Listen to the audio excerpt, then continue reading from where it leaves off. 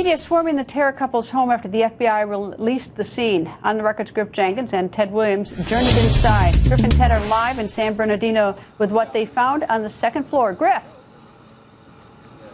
That's right, Greta. As we mentioned earlier, now we take you upstairs, which for not only this homicide detective and federal agent, but also for any reporter, and all our viewers will see the most shocking part of what we found in the house. Take a look. Let's go upstairs, Ted, and have a look and see.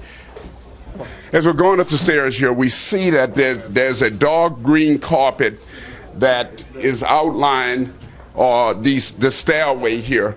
There's nothing certainly out of the ordinary here. The only concern that law enforcement would have had in entering this place was it booby-trapped? This seems to be the closet for the mother. What is very interesting about this closet is what law enforcement saw.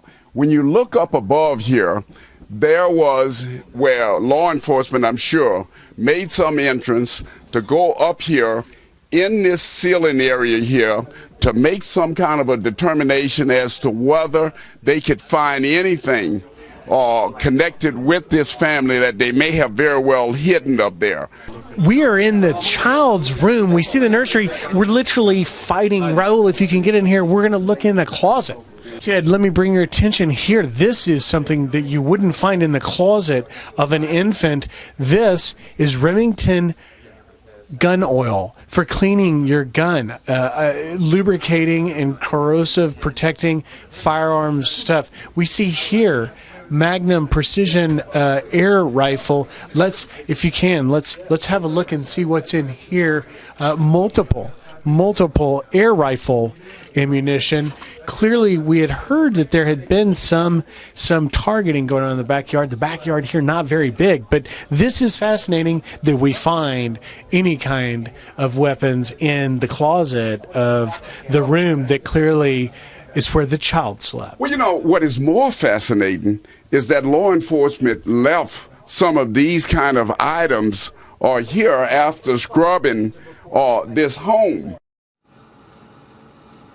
Greta, those pellets, as you can certainly look back at the many cases of pipe bombs and terrorist makeshift IEDs, improvised explosive devices, we see pellets used as being a part of those bomb-making materials. Something that certainly stood out. Ted, I know you were taken aback that we would find actual bomb-making materials still inside that house. Absolutely. In the light of the fact that we were told by law enforcement that they found 12 pipe bombs in there, to find those pellets are clearly used as bomb-making material, Greta.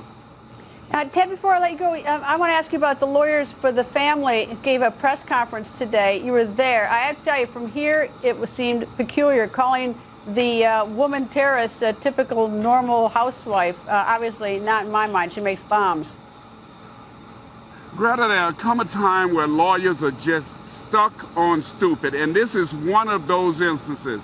This is not a typical house where you go in and you find 12 pipe bombs, you find bomb-making materials, you find over 5,000 rounds of ammunition.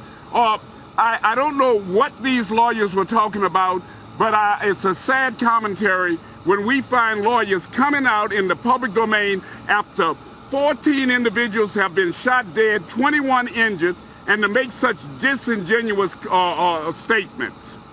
I think I'll give them this. I think they were just over their heads in this because that was, to quote the president, JV.